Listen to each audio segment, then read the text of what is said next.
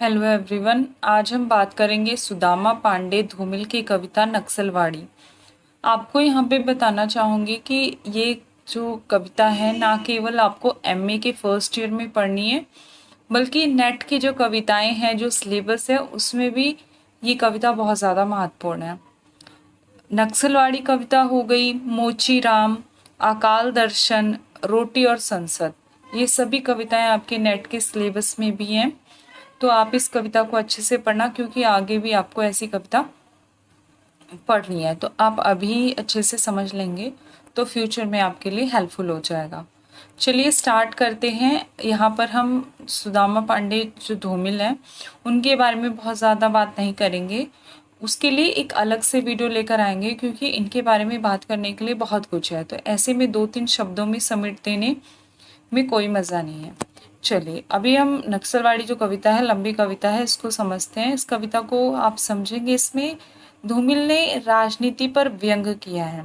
उन्होंने बताया है कि किस प्रकार ये जो युवा है वो जिस प्रकार विद्रोह कर रहा है, और विद्रोह से जब उसका विद्रोह और ज़्यादा बढ़ जाएगा तो कहीं ना कहीं उसे नक्सलवाड़ी की जो कैटेगरी है उसमें डाल दिया जाएगा।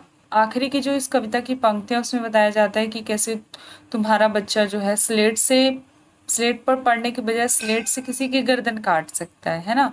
आखिरकार आखिरकार आखिरकार आखिरकार इस कविता की अंतिम पंक्ति है, जिसमें जो कवि है वो सोचने के लिए मजबूर कर देता है। वो अपनी कविता की प्रत्येक पंक्ति में ऐसे लिखता है ताकि जो पाठक वर्ग है वो उस कविता को पढ़कर उसमें जागरूकता आए और वो उस परिस्थिति को सोचने पर मजबूर हो जाए। नक्सलवाड़ी जो है वो पश्चिम बंगाल के दार्जिलिंग जो है रेलवे स्टेशन, वहाँ पे रेलवे स्टेशन का नाम है। और यहाँ दार्जिलिंग में जैसे चाय की खेती होती है, तो वहाँ पर क्या है कि 1967 में अगर उस समय की बात करें, उस समय की परिस्थितियों की बात करें, तो नक्सलवाड़ी जो आंदोलन था वो बहुत ज़्यादा उभर रहा था। और ये उसकी ना बहुत ज़्यादा मतलब न्यूज़पेपर्स में सभी तरह से उसकी काफ़ी आलोचना हो रही थी। वहीं पे सुदामा पांडे जो है वो अपनी कविता के माध्यम से इसकी ना समर्थन में अपनी बात रखते हैं। वो कहते हैं कि जो नक्सलवाड़ी वो विद्रोह कर रहे हैं, वो विद्रोह इसलिए कर रहे हैं क्योंकि व्यवस्था से वो असंतुष्ट हैं। और इस कविता में कहीं ना कहीं धूमिल भी व्यवस्था से असंतुष्ट नजर आते हैं, संसद में बैठे राजनेताओं से असंतुष्ट नजर आते हैं, इसीलिए वो इस कविता के माध्यम से अपनी बात कहते हैं।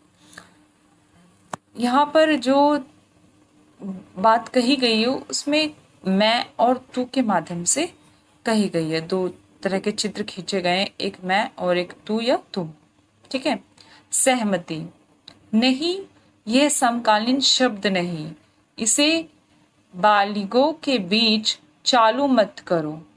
जंगल से जिरह करने के बाद उसके साथियों ने उसे समझाया कि भूख का इलाज नींद के पास है, मगर इस बात से वह सहमत नहीं था। विरोध के लिए सही शब्द टटोलते हुए उसने पाया कि वह अपनी जुबान सहुआइन की जांग पर भूल आया है। फिर भी हकलाते हुए उसने कहा, मुझे अपनी कविताओं के लिए दूसरे प्रजातंत्र की तलाश है। सहसा तुम कहोगे, और फिर एक दिन पेट के इशारे पर प्रजातंत्र से बाहर आकर वाजिब गुस्से के साथ अपने चेहरे से कूदोगे और अपने ही घूंसे पर गिर पड़ोगे। यहाँ पे वास्तव में जो धूमिल वो कहने का प्रयास करते हैं कि जो सहमति है वो समकालीन उस समय जो परिस्थितियां चल रही थी उसका शब्द नहीं है, ये तो बहुत पुराने से ही चलता आ रहा है। और कहीं ना कहीं असहमति यहाँ पर दिखाई गई है इन पंक्तियों के माध्यम से। वो असहमति इन परिस्थितियों से जो कुछ हो रहा है और वो सही समय की तलाश कर रहा है। जंगल की जिरह, यहाँ पे जंगल जो है वो संसद है। संसद के लिए जंगल शब्द का प्रयोग किया गया है। और यहाँ पर बोला गया है कि जो बालिग है, मतलब जो जैसे जो युवा होते हैं उन्हें क्या करते हैं, वो एक ऐसे माइंडसेट होता है जिनका कि उन्हें इस टाइम में ना जिस तरह की परिस्थिति में डाल दो वो उसमें ढलते हुए चले जाते हैं। इसीलिए जो माइंड गेम खेला जाता है, जिनका माइंड ब्रेन वॉश किया जाता है, वो असल में यूथ ही होते हैं। उन्हें पकड़ा जाता है और फिर उन्हें उनसे ये काम करवाए जाते हैं। तो कहीं ना कहीं जो ये बालिका विद्रोह है वो बहुत ज़्यादा मतलब बहुत जल्दी से वो हो जाता है, विद्रोही बन जाता है, उन्हें शिकार बनाया जाता है ऐसे विद्रोहों के लिए। और यहाँ पर दिखाया गया है कि वो व्यवस्था से असंतुष्ट है और उसके साथ ही उसे समझाने का प्रयास कर रहे हैं कि जो तुम्हारा ये गुस्सा है या जो भूख है उसका इलाज नींद है। मतलब जो भूख होती है उसको शांत करने के लिए थोड़ी देर की जो नींद होती है वो काम कर जाती है, लेकिन भूख मिटती नहीं है, सिर्फ थोड़ी देर के लिए शांत होती है। तो कहीं ना कहीं जो ये विद्रोह करने वाला युवा है ये उससे अपने साथियों की बात से असंतुष्ट होता है और वो अपने इस प्रजातंत्र जो है उससे, वर्तमान जो प्रजातंत्र है उससे असंतुष्ट है। और ये जो पंक्ति लिखे ना दूसरे प्रजातंत्र की तलाश, तो वो एक ऐसा प्रजातंत्र ढूंढना चाहता है जो लोगों के लिए काम करे। इस वर्तमान प्रजातंत्र से वो असंतुष्ट है, उसकी बात यहाँ पर की गई है। मुझे अपनी कविताओं के लिए जो ये लाइन लिखी गई है, यानी कि कहीं ना कहीं यहाँ पर कवि भी शामिल हो जाता है। वो कहता है कि अपनी कविताओं के लिए एक ऐसे प्रजातंत्र की तलाश है जो लोगों की भलाई के लिए काम करे, क्योंकि जो वर्तमान प्रजातंत्र है वो लोगों की भलाई के लिए काम नहीं कर रहा। कवि जो है उससे असंतुष्ट है। और यहाँ पे सुवाइन की जांग पर भूल आया, यहाँ पे कहीं ना कहीं जो यौन अंग है उसको एक माध्यम बनाकर उस पर बात की जा रही है कि उसको भटकाने का प्रयास किया जा रहा है। लेकिन वो कहता है कि नहीं, वो विद्रोह करेगा, वो अपने साथियों से सहमत नहीं है। कवि यहाँ दिखाता है कि विद्रोह करना मुश्किल है, जो ऐसा करेगा वह अपना पेट भरने के लिए रोएगा। ठीक है, आगे बढ़ते हैं। फिर आगे क्या कहा गया है कि क्या मैंने गलत कहा? आखिरकार इस खाली पेट के सिवा तुम्हारे पास वे कौन सी सुरक्षित जगह है जहां खड़े होकर तुम अपने दाहिने हाथ की साजिश के खिलाफ लड़ोगे। यानी कि कवि यहाँ पूछता है कि जो आखिर तुम बताओ कि क्या मैंने गलत कहा? जो तुम्हारा ये पेट, खाली पेट है, मतलब तुम जो ये गरीबी से, भ्रष्टाचार से, भूख से तड़प रहे हो, इसको सुरक्षित करने के लिए क्या करोगे? क्या तुम दाहिना हाथ यहाँ पे जो शोषक है उसका प्रतीक है, क्या तुम शोषकों के खिलाफ लड़ोगे? क्या है तुम में इतनी हिम्मत? क्या तुम इन शोषकों के खिलाफ लड़ते रहोगे और उसके बाद भी अपने आप को बचा पाओगे? तो यानी प्रत्येक व्यक्ति की जो कमजोरियां हैं उसको दिखाने का प्रयास किया गया है कि जो यहाँ पर विद्रोह करने जा रहा है क्या असल में वो विद्रोह में सफल हो पाएगा, क्या इनसे लड़ पाएगा? ऐसा सवाल यहाँ पर कवि पूछता है। वहां पर जो साथियों द्वारा उसे समझाने का प्रयास किया जा रहा है कि इस व्यवस्था से, इस संसद के जो राजनेता, इनसे ना लड़ो, क्योंकि अगर तुम लड़ने जाओगे तो वो तुम्हें ही मिटा देंगे। जो तुम्हारे पेट की भूख है, कहीं वो खत्म हो ना हो, तुम पूरी तरह खत्म हो जाओगे, उसकी बात यहाँ पर की गई है। फिर आगे वो कहता है कि यह एक खुला हुआ सच है कि आदमी दाएं हाथ की नैतिकता से इस कदर मजबूर होता है कि तमाम उम्र गुजर जाती है मगर गांठ सिर्फ बाएं हाथ धोता है। यहाँ पर कहने का तात्पर्य ये है कि जो व्यक्ति है वो कितना मजबूर है, इस कदर मजबूर है कि जो बायां हाथ, यानी कि कमजोर वर्ग, जो गरीब वर्ग है, उसके प्रतीक, वो प्रतीक रूप में यहाँ पर आया है कि वो इतना मजबूर होता है कि पूरी उम्र जो है वो शोषण का शिकार होता रहता है। वो विरोध करना चाहता है लेकिन असल में इन लोगों के खिलाफ वो विरोध नहीं कर पाता है। हवा भी बुझ चुकी है, सारे इश्तिहार उतार लिए गए हैं जिनमें कल आदमी अकाल था। वक्त के फालतू हिस्सों में छोड़ी गई पालतू कहानियां देश प्रेम के हिज्जे भूल चुकी हैं और वह सड़क समझौता बन गई है जिस पर खड़े होकर कल तुमने संसद को बाहर आने के लिए आवाज दी थी। नहीं, अब वह वहां कोई नहीं है। मतलब कि इबारत से होकर सब के सब व्यवस्था के पक्ष में चले गए हैं। यहाँ पर वास्तव में जो कवि हैं वो बताते हैं कि पूरी तरह जो स्थिति है वो शोषक के हाथ में आ चुकी है। कल तक जो ये नेता थे, संसद के जो नेता थे, चुनाव के टाइम आते हैं तो किस प्रकार तुम्हारे घरों में आके गरीबों के साथ झोपड़ियों में बैठ के खाना खाते हुए ऐसे दिखाते हैं और देश प्रेम के बड़े बड़े नारे लगाते हैं, बड़े बड़े वादे करते हैं, लेकिन कहीं ना कहीं जो सड़कें बनवाने के ऐसे वादे करते हैं वो कहीं ना कहीं समझौतों की भेंट चढ़ चुके हैं। और जो ये मीडिया होते हैं वो असल में असली चेहरा इन लोग राजनेताओं का दिखाने के बजाय वो भी कहीं ना कहीं उनके ही आंचल में पलते फूलते हैं और असलियत नहीं दिखा पाते। और जो ये स्वार्थी लोग हैं वो इन राजनेताओं के ही पल्लू में बंधे हुए हैं, उनसे ही पलते फूलते हैं, है ना। मतलब कि भारत से होकर का मतलब यही है कि स्वार्थी लोग जो हैं वो पूरी तरह संसद के लोगों के ही पक्ष में हो गए हैं। और संसद को बाहर आने के लिए आवाज दी थी, नहीं, वह वहां कोई नहीं है का मतलब यही है कि तुमने संसद के माध्यम से भी अपनी आवाज उठाने का, उन समस्याओं को उजागर करने का प्रयास किया था, लेकिन क्या हुआ, उसका कोई फायदा नहीं हुआ, तुम्हारी आवाज को दबा दिया गया। लेखपाल की भाषा के लंबे सुनसान में जहां पालो और बंजर का फर्क मिट चुका है, चंद खेत हथकड़ी पहने खड़े हैं। मतलब सब एक जैसा हो गया है। यहाँ पर उसकी बात की गई है कि जिसको जिस कार्य के लिए मतलब नियुक्त किया गया है, असल में वो भी क्या कर रहा है कि भूल चुका है, वो ऐसा अपने कर्तव्य पद से पूरी तरह हट चुका है, ऐसी बात वो कहते हैं। अब तो बस कुछ लोग जो हथकड़ी पहने खड़े हैं का मतलब यही है कि अब तो सिर्फ कुछ ही लोग हैं जो विरोध कर रहे हैं, ठीक है। और फिर आगे वो कहते हैं और विपक्ष में सिर्फ कविता है, सिर्फ हज्जाम की खुली हुई किस्मत में एक उस्तरा चमक रहा है, सिर्फ, है ना। तो यहाँ पर जो बात करते हैं विपक्ष में सिर्फ कविता, यानी कि जिस प्रकार हर व्यक्ति को एक एक कार्य सौंप दिया जाता है और वो व्यक्ति उस कार्य को करने के लिए होता है।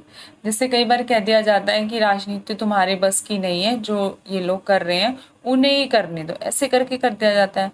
इसी प्रकार इसमें कहा गया है कि जो कविता है वो सबके बस की बात नहीं है, जो कविता के लायक करने लायक है उन लोगों को ही कविता करने दिया जाए, ऐसी बात करते हैं। वो कहते हैं कि जो विपक्ष है वो कहीं ना कहीं उसका काम आलोचना करना है, जो कमियां हैं पक्ष की उसको सामने लाना है, लेकिन विपक्ष जो है वो मात्र आलोचना कर कर ही रुक जाता है, वहां पर जो उसकी आलोचना का कोई असर नहीं पड़ रहा है, उसको आगे आगे और प्रयास करने चाहिए, ऐसी बात वो कवि कहता है। विपक्ष की तरह कविता भी कहीं ना कहीं आवाज लगाकर रह जाती है और उसका भी कोई असर नहीं पड़ता है। विपक्ष का काम होता है विरोध करना, सड़कों पर उतरकर लोगों को जागरूक करना, और कहीं ना कहीं विपक्ष इस काम को ठीक ढंग से नहीं कर रहा है। सिर्फ हज्जम की खुली हुई किस्मत जो है में उस्तरा चमक रहा है ना, कि कहीं ना कहीं जो है वो सत्ताधारी जो पक्ष है वो पूरी तरह और ज्यादा बलवान होता जा रहा है। सिर्फ भंगी का एक झाड़ू हिल रहा है नागरिकता का हक हलाल करती हुई गंदगी के खिलाफ। यानी इस प्रकार जो भंगी की झाड़ू होती है वो कहीं ना कहीं गंदगी को साफ करती है, लेकिन असल में क्या हो रहा है कि जो ये व्यवस्था है, व्यवस्था रूपी ये जो झाड़ू है वो नागरिक का जो हक है उसको छीनती हुई नजर आती है, उसको हलाल करती हुई जाती है। इसी बात की ओर ये कविता संकेत कर रही है। यानी व्यवस्था को जिस कार्य के लिए जो कार्य सौंपे गए हैं वो नहीं कर रही है, बल्कि जिन नागरिकों की बदौलत वो आज सत्ता में है उसी के खिलाफ वो काम कर रही है, उनको अपने रास्ते से हटाती हुई जा रही है, इसकी बात की गई है, उसी के हक को खा रही है। इसी तरह वो आगे लिखते हैं कि और तुम हो विपक्ष में बेकारी और नींद से परेशान, यानी कि जो लोग विपक्ष में खड़े हैं, व्यवस्था का विरोध कर रहे हैं, वो बेरोजगार हैं, बेकार हैं, बेगार कर रहे हैं, नींद जो जिन्हें ठीक से नींद भी नहीं आ रही, ठीक है, वो अब क्या करें। ठीक है, वो लोग परेशान हैं, विपक्ष जो है, जो प्रजातंत्र से, व्यवस्था से परेशान है, और अब ऐसी स्थिति उनकी हो गई है कि अब उन्हें कोई लेना देना नहीं है। फिर आगे वो कहते हैं कि और एक जंगल है मतदान के बाद खून में अंधेरा पछीटता हुआ, जंगल मुखबिर है। यहाँ पर असल में बताया गया है कि जो जंगल है, जिसने सब कुछ देखा है, वो सभी प्रकार की जो परिस्थितियां उन सब से परिचित है, उसने लंबे समय से उनको सत्ता को आते हुए भी देखा है, सत्ता को जाते हुए भी देखा है। वो जानता है कि जब चुनाव आता है तो जनता के जीवन पे इस प्रकार उजाला भर दिया जाता है, और जैसे ही मतदान खत्म हो जाता है, जनता के जीवन में फिर से अंधेरा छा जाता है। उसकी आंखों में चमकता हुआ भाईचारा किसी भी रोज तुम्हारे चेहरे की हरियाली को बेमुरव्वत चाट सकता है। क्या बोला है कि उसकी आंखों में चमकता हुआ भाईचारा किसी भी रोज तुम्हारे चेहरे की हरियाली को बेमुरब्बत चाट सकता है। यानी कि जो वो नेता हैं, वो बाहर से भले देखें कि जनता की भलाई के लिए कार्य कर रहे हैं, ऐसी बातें कही करिए और भाईचारा अपनत्व की बात करें, लेकिन असल में क्या है, कहीं ना कहीं तुम्हारे ही पीठ पीछे तुम्हारी जो खुशियां हैं उसको छीन लेंगे। अब वो उसका माध्यम कुछ भी हो सकता है, चाहे वो यूँ समझ लीजिए कि बहुत ज़्यादा तेल के दाम बढ़ा दिए जाएं, जो वस्तुओं की कीमतें हैं उसको बढ़ा दी जाए, और कहीं ना कहीं तुम्हारे चेहरे की जो ये हरियाली है वो पूरी तरह खत्म हो जाएगी, तुम उदास हो जाओगे। यानी तुम्हारी पैसों को वो लोग चूसेंगे, जो असल में जिस व्यवस्था को तुम लोगों के जीवन में हरियाली के लिए, तुम लोगों के लिए विभिन्न प्रकार की सुविधा के लिए नियोजित किया गया है ना। यहाँ कवि ने राजनेता जन नेताओं के कार्यों पर व्यंग किया है कि वो असल में क्या करते हैं, जनता का ही पैसा चूसते हैं, उस पर फ्री का पेंशन खाते हैं, एक बार राजनेता बन जाते हैं, फिर अगली बार भले उनकी सरकार ना आए, लेकिन कहीं ना कहीं उन्हें हर महीने पेंशन मिलता रहता है जीवन भर, है ना। तो बहुत बड़ा पैसा जाता है इन राजनेताओं की पेंशन आदि में, उस पर भी ये बात करते हैं। आगे है कि खबरदार, उसने तुम्हारे परिवार को नफरत के उस मुकाम पर ला खड़ा किया है कि कल तुम्हारा सबसे छोटा लड़का भी तुम्हारे पड़ोसी का गला अचानक अपनी स्लेट से काट सकता है। क्या मैंने गलत कहा? यहाँ पर जो कवि है उस व्यक्ति को कहता है जो विरोध कर रहा है, जो व्यक्ति विरोध कर रहा है उसको कह रहा है कि जो ये व्यवस्था है तुम लोगों को इतना ज्यादा विद्रोही बना देगी कि तुम्हारा बच्चा स्लेट से पढ़ने के बजाय क्या करेगा, हो सकता है कि कहीं न कहीं वो इतना ज्यादा विद्रोही बन जाए कि पड़ोसी का ही उसी स्लेट से गला काट दे। और उससे अंत में वो पूछता है कि क्या मैंने गलत कहा? जिस प्रकार की परिस्थितियां हैं, जिस प्रकार सब कुछ दिख रहा है, उस हिसाब से तो यही संभावना लगती है। फिर अंत में वो आखिरकार जो है कि पंक्तियों के माध्यम से सोचने पर मजबूर कर देता है पाठक वर्ग को, जो प्रजातंत्र की जनता को नक्सलवादी बनने पर मजबूर कर सकता है, उसकी ओर ध्यान उसका दिलाता है कि परिस्थितियों को सुधारना होगा, नहीं कहीं ना कहीं ये विद्रोही जनता एक बार और नक्सलवाद की ओर बढ़ न जाए, है ना। तो उस पर बात की गई है, तो नक्सलवादी बनने से उन्हें रोका जाए और कहीं ना कहीं प्रजातंत्र में सुधार लाने का प्रयास किया जाए, इस और जो धूमिल है वो पाठक का ध्यान दिलाना चाहते। इससे पहले ही सावधान होना चाहिए, इसकी बात वो करते हैं। संसद में बैठे नेताओं का विरोध में बोली गई है ये कविता, अपने शब्दों बाणों से जो जनता को घायल कर सोचने का मजबूर करती है ये कविता। और कवि पूछता है कि इस अव्यवस्था के खिलाफ विद्रोह क्यों नहीं करते, और विरोध करते भी हैं तो क्या परिणाम निकलता है, इसका वर्णन इस कविता में आया है। और निष्कर्ष में आप कह सकते हैं कि भारत की आज़ादी पर व्यंग है ये कविता, लोकतंत्र पर व्यंग है ये कविता, राष्ट्रगान, सरकार और समाजवाद पर व्यंग है ये कविता, संविधान और संसद पर व्यंग है ये कविता, और जनता को सतर्क किया है इस कविता के माध्यम से। तो इसी प्रकार हमने धूमिल की नक्सलवाड़ी कविता प्रिपेयर कर ली है, कंप्लीट कर ली है। और अब हम उनकी जो कविता है संसद, रोटी और संसद, उस पर भी बात करेंगे। अकाल दर्शन, उसका भी जो सप्रसंग व्याख्या है वो लेकर आएंगे। तो इसी के साथ मिलते हैं नेक्स्ट वीडियो में। तब तक अपना ख्याल रखिए। Take care, bye bye.